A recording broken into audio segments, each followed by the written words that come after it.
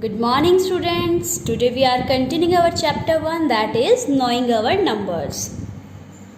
Students, today we will do our exercise 1.5. So let us see some basic concepts of this exercise. We have seen and solved problems that look like these ones. But sometimes a problem is written out as a sentence or a story. This kind of problem is called a word problem. To solve word problems, we have to first understand what we are being asked to do. Add, subtract, multiply or divide. We have already studied how to solve the different operations separately. Today, we are going to use more than one operation to solve a single story problem. It will be interesting. Let us start. Look, Andy is decorating the hall for a birthday party. Andy bought 5,673 blue ribbons, 3,047 red ribbons, and 4,538 green ribbons for decoration of a hall. 1. How many ribbons in all were bought? 2. How many less red ribbons than blue ribbons were bought? 3. If the cost of each ribbon is 5 rupees, what is the amount Andy paid for all the ribbons? Now, let us check what we have to find out, and accordingly, we will solve this problem. Firstly, we have to find out how many ribbons in all were bought. Here, as the word in all is used, we would be adding the number of all the ribbons together. Number of blue ribbons is 5,673. Number of red ribbons is 3,047.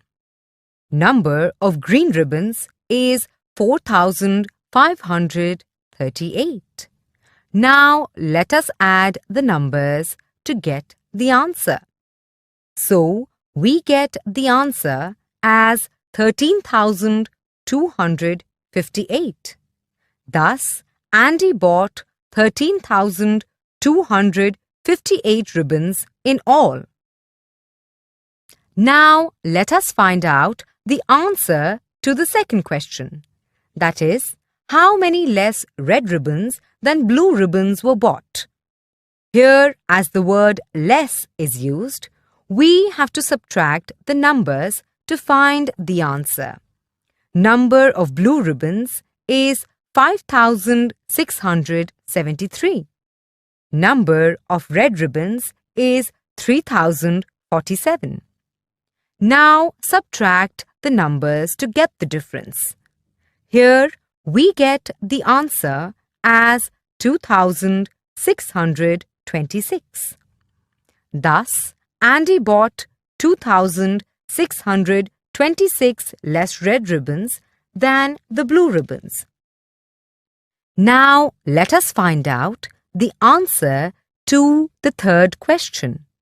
That is, if the cost of each ribbon is 5 rupees, what is the amount Andy paid for all the ribbons?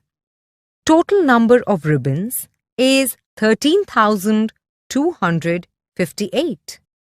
Cost of each ribbon is 5 rupees.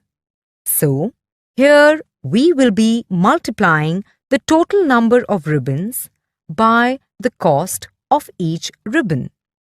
Thus, by multiplying these numbers, we get the answer as 66,290. Thus, Andy paid 66,290 rupees for all the ribbons. Yes, let us start our exercise 1.5. In this exercise, there are word problems which are very important. So let us see first question, first part. The population of Mumbai in 2001 was, 2001 में जो मुंबई की population थी वो कितनी थी? 3,42,69,123. It increased by, ये बढ़ी और कितनी बढ़ी? 62,98,313 बढ़ गई 2 साल के अंदर अंदर. ओके, मतलब 2001 में इतनी थी और अब इतनी बढ़ चुकी है 2 साल के अंदर. ओके, मतलब 2001 से 2003 तक इतनी बढ़ चुकी है. But 19,42,639 migrated to Delhi. But Mumbai से इतने लोग माइग्रेटेड मतलब बच्चे शिफ्ट कर गए कहाँ? दिल्ली में चले गए, मुंबई को छोड़ के. The population of Mumbai in 2003. तो बताइए अब कितनी पॉपुलेशन मुंबई में रह गई है? कौन से ईयर में? 2003 में. 2001 में इतनी थी स्टूडेंट, बढ़ 2 साल के अंदर इतनी बढ़ी, तो 2003 में कितनी हो गई? इसमें अगर आप ये ऐड कर दो, इतनी बड़ी है तो ऐड करने पे जो पॉपुलेशन आएगी वो होगी 2003 की. बट साथ में ये भी तो बोला है कि इतने लोग माइग्रेट कर चुके हैं, दिल्ली जा चुके हैं. तो बच्चे जो आएगी ऐड करने के बाद उसमें से इसको हम क्या कर देंगे? माइनस.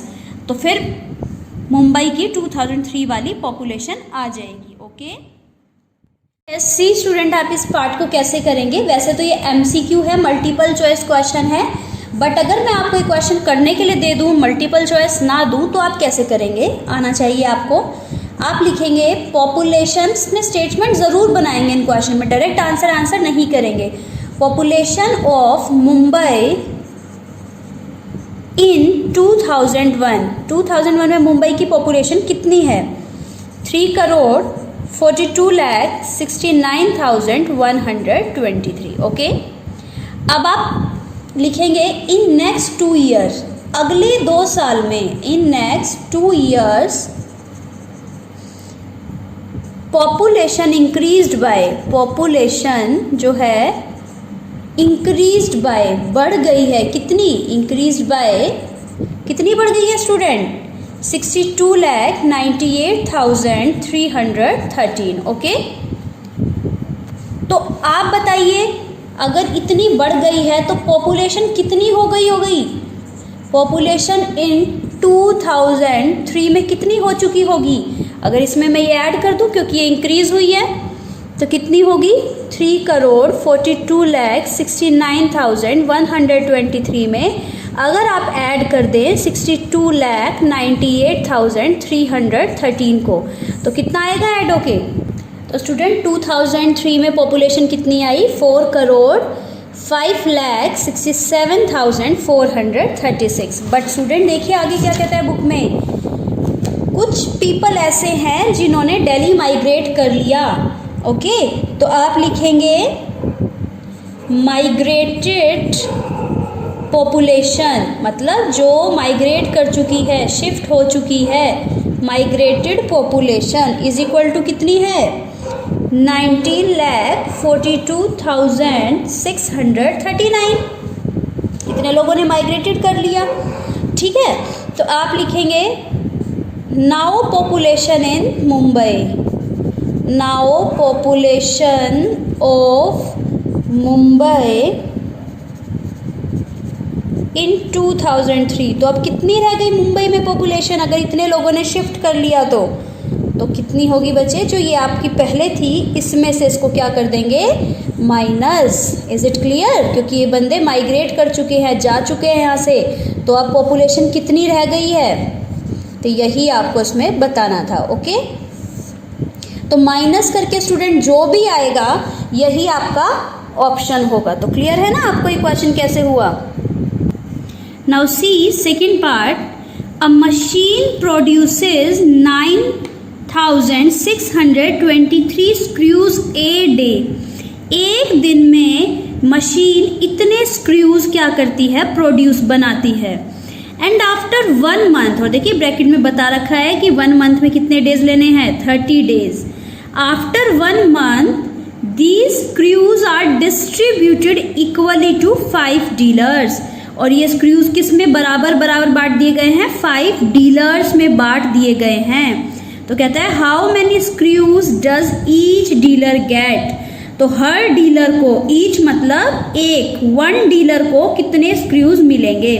तो स्टूडेंट देखिए वन डे में इतना बनाती है मशीन, बट आफ्टर 1 मंथ, 1 महीने बाद जितने भी स्क्रूज बने वो बराबर बांट दिए जाएंगे 5 डीलर्स में। तो बच्चे पहले तो आप ये निकालिए कि 1 मंथ में मतलब 30 डेज में कितने स्क्रूज बनेंगे। ओके, तो let us see this question. What you will write? You will write, second part, you will write screws produced। ये मैं आपको इसलिए करा रही हूँ MCQs वाले कि अगर मैं आपको उनको MCQ की तरह से ना दूँ, डायरेक्ट दे दूँ, तो आप इस तरह से करेंगे। स्क्रूज प्रोड्यूस्ड इन 1 डे, कितने, 9623। फिर आप लिखेंगे स्क्रूज प्रोड्यूस्ड इन 30 डेज, क्योंकि उसने 1 मंथ की बात की है। तो बच्चे 1 डे का पता है, 30 डेज का निकालना है, तो आप क्या करेंगे, मल्टीप्लाई। ओके, और कितने हो जाएंगे स्क्रूज मल्टीप्लाई करने पे, 2,88,690। ओके, नाउ इन स्क्रूज को उसने डिवाइड करना है 5 डीलर्स में। आप लिखेंगे screws divided in 5 dealers equally। Screws जो है बराबर बराबर 5 डीलर्स में बटेंगे, और वो कितने स्क्रूज हैं, 2,88,690 स्क्रूज। तो फिर आप क्या लिखेंगे बच्चे, ईच डीलर गेट, हर डीलर को, 1 डीलर को कितना मिलेगा। तो क्या करेंगे, इन स्क्रूज को, जब हमें ज़्यादा का पता होता है, 5 डीलर्स का पता है हमें कि कितना मिलेगा, हर 1 डीलर को कितना मिलेगा, 1 का निकालना है। तो आप क्या करेंगे, इन स्क्रूज को 5 से डिवाइड। ओके, एंड जो भी आपका आंसर आएगा 5 से डिवाइड करने पे, आप ऑप्शन को टिक करेंगे। Third part student, if a student multiplies 150 by 60, अगर कोई स्टूडेंट 150 को 16 से मल्टीप्लाई कर देता है इंस्टेड ऑफ 15, बजाय कि 15 के, इंस्टेड मतलब बजाय 15 के वो 150 को 16 से मल्टीप्लाई कर देता है। The difference in product is, तो प्रोडक्ट जो आप होगी उनका डिफरेंस क्या होगा। देखिए क्या कहता है, एक स्टूडेंट था, उसने 150 को 16 से मल्टीप्लाई कर दिया, बजाय 15 से, करना 15 से था, कर 16 से दिया। तो कहता है दोनों प्रोडक्ट्स में क्या डिफरेंस आएगा। तो स्टूडेंट ये आप खुद ट्राई करेंगे, कैसे, एक बार आप 150 को 16 से मल्टीप्लाई कीजिएगा और आंसर लिखें, फिर 150 को 15 से करके मल्टीप्लाई, आंसर लिखें। अब जो दोनों आंसर आएंगे मल्टीप्लाई करने के बाद, उनका डिफरेंस निकालना है, उनको माइनस करना, जो भी आंसर आएगा उसको टिक कर देना। ओके, तो ट्राई कीजिएगा question. Now second part, a man deposited ₹3,569 on Monday, Monday को इतने रुपीस जमा कराता है। विड्रू और निकाल लेता है, विड्रू मतलब निकालना, डिपॉजिटेड मतलब जमा कराना, निकाल लेता है 1,556 ऑन थर्सडे, और थर्सडे को इतने निकाल लेता है। एंड अगेन, और फिर से ऑन फ्राइडे ही डिपॉजिटेड ₹532, और फ्राइडे को फिर से इतने रुपए, कितने रुपीस 532 जमा करा देता है। तो how much did he have in his account, तो बताइए उसके अकाउंट में अब कितने रुपीस हैं। समझ आ रहा है, मंडे को इतने जमा कराए, थर्सडे को निकाल लिए इतने रुपए, ठीक है। अब कुछ निकालने के बाद थोड़े बचेंगे, अब जो बचे फ्राइडे को फिर से इतने जमा करा देता है, तो अब आपके अकाउंट में कितने रुपीस हैं। तो देखिए कैसे करेंगे आप इसे। क्वेश्चन नंबर सेकेंड, स्टेटमेंट ज़रूर अच्छे से बनाएंगे। आप लिखेंगे a man deposited money on Monday को कितनी मनी डिपॉजिटेड करी? ₹3,569. ओके. मनी विथड्रू मतलब निकाल ली ऑन थर्सडे को कितनी निकाल ली स्टूडेंट? ₹1,556. ओके. तो अब आप इतनी निकालने के बाद आप लिखेंगे मनी लेफ्ट. अब कितनी बच गई मनी? बच्चे ये डाली है, जमा कराई है, ये निकाल ली, तो कितनी बच गई मनी? ₹3,569 में से माइनस करेंगे ₹1,556 को, तो कितनी बची? ₹2,013. Okay. Now he deposited again on Friday. He deposited, उसने फिर से डिपॉजिट किया amount. He deposited on Friday को कितना डिपॉजिट किया? ₹532 फिर डिपॉजिट किया. Now money in his account, अब उसके अकाउंट में कितनी मनी है? देखिए लास्ट टाइम ये बच गई थी, अब इतने फिर जमा करा दिए, तो 2013 प्लस ₹532, ये पिछली बची हुई थी, इतने और उसने जमा करा दिए. तो देखिए आपको यहाँ खुद निकालना है कि ऐड होके अब उसके अकाउंट में कितने रुपीस हैं. Question number 3.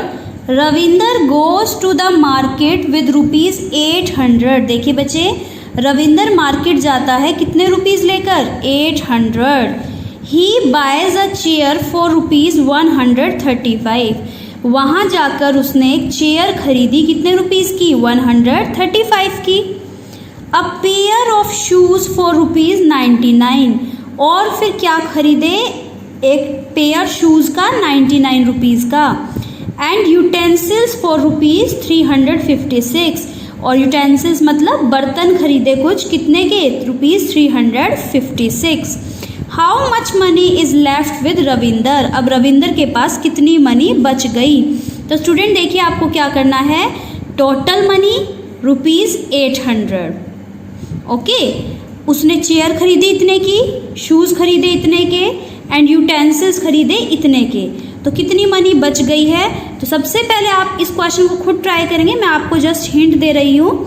सबसे पहले आप लिखेंगे total money Ravinder have. Ravinder के पास टोटल मनी कितनी है? ₹800. ओके. फिर आप लिखेंगे he buys a chair is equal to कितने की? ₹135. फिर आप लिखेंगे he buys a shoes for is equal to में ₹99. And he buys a utensils for कितने के? इज इक्वल टू में ₹356. ओके. तो आप फिर करेंगे टोटल मनी स्पेंट. तो फिर कितनी होगी? इसको शूज़ वाले को और यूटेंसिल वाले को ऐड कर देंगे, और बच्चे ऐड करके जो अमाउंट आएगा फिर लास्ट में लिखेंगे मनी लेफ्ट, और मनी लेफ्ट में ₹800 में से जो ऐड करके आया उसको क्या कर देंगे? माइनस. क्लियर है आपको? सबसे पहले क्या लिखेंगे? Total money that Ravinder have is equal to में ₹800. फिर आप लिखेंगे he buys a chair for is equal to में ₹135. He buys a shoes for is equal to में ₹99. फिर लिखेंगे he buys a utensils for is equal to में ₹356. Okay. आप लिखेंगे टोटल मनी स्पेंट. आप क्या करेंगे? कितनी मनी खर्च हुई है इन तीनों को, चेयर की कॉस्ट को, शूज़ की कॉस्ट को, यूटेंसिल की कॉस्ट को ऐड कर देंगे. ओके. ऐड करके बचे कितनी मनी बच गई उसके पास? लेके तो वो 800 चला था, तो आप कैसे पता करेंगे? Money left is equal to क्या करेंगे? जितनी वो लेके गया था मतलब ₹800, उसमें से आप माइनस कर देंगे जितनी उसने खर्च कर दी है, खर्च करके जो आया था आंसर उसको. ओके. तो ये आप खुद ट्राई करेंगे. यस. 4th क्वेश्चन देखिए, अ town newspaper is published every day. एक टाउन का जो न्यूज़पेपर है वो एवरी डे मतलब हर दिन पब्लिश होता है. वन कॉपी हैज़ 12 पेजेस, और एक कॉपी में, न्यूज़पेपर की एक कॉपी में कितने पेजेस हैं स्टूडेंट्स? 12 पेजेस हैं। 12 पेजेस की एक कॉपी है अखबार की। Every day 11,900 copies are printed, और हर दिन कितनी कॉपीज़ प्रिंट होती हैं? 11,980 कॉपीज़ प्रिंट होती हैं। तो how many pages are printed every day? तो बताइए, अगर एक दिन में इतनी कॉपीज़ प्रिंट होती हैं और हर कॉपी में 12 पेजेस हैं, तो बताइए how many pages are printed? तो डेली, एवरी डे पेजेस कितने प्रिंट हुए? तो स्टूडेंट आप क्या लिखेंगे? आपको क्लियर है ना, एक कॉपी में इतने पेजेस हैं और इतनी कॉपीज़ प्रिंट हुई, तो इतनी कॉपीज़ में कितने पेजेस होंगे? तो देखिए कैसे होगा ये क्वेश्चन। यस, आप लिखेंगे बच्चे pages in one copy. One copy में कितने पेजेस हैं? 12, और आपको निकालने कितने हैं? Pages in 11,980 copies. इतनी कॉपीज़ में कितने पेजेस होंगे? अगर वन कॉपी में है इतने, वन का पता है, ज़्यादा का निकालना है, क्या होगा? मल्टीप्लाई। ओके, इसकी 12 से क्या कर देना? मल्टीप्लाई। तो जो भी आंसर आएगा स्टूडेंट, इतने पेजेस प्रिंट होते हैं। ओके, और यहाँ लिख देंगे पेजेस प्रिंटेड एवरी डे। जो भी आंसर आएगा ना, तो इतने पेजेस एवरी डे क्या होते हैं? प्रिंट होते हैं। Okay, so yes student, what is your homework? Do question 1 to 4 of exercise 1.5 in fair notebook. Okay, first question आपको अपनी बुक में ही करना है, MCQ वाला, और बाकी क्वेश्चन आप अपनी फेयर नोटबुक में करेंगे। ओके, एंड सभी क्वेश्चंस की आप स्टेटमेंट ज़रूर लिखेंगे, ठीक है बच्चे, क्योंकि वर्ड प्रॉब्लम्स हैं, इनकी स्टेटमेंट बहुत इंपॉर्टेंट होती हैं। किसी में कोई डाउट आएगा आपको तो आप मुझसे ले लीजिए। ओके।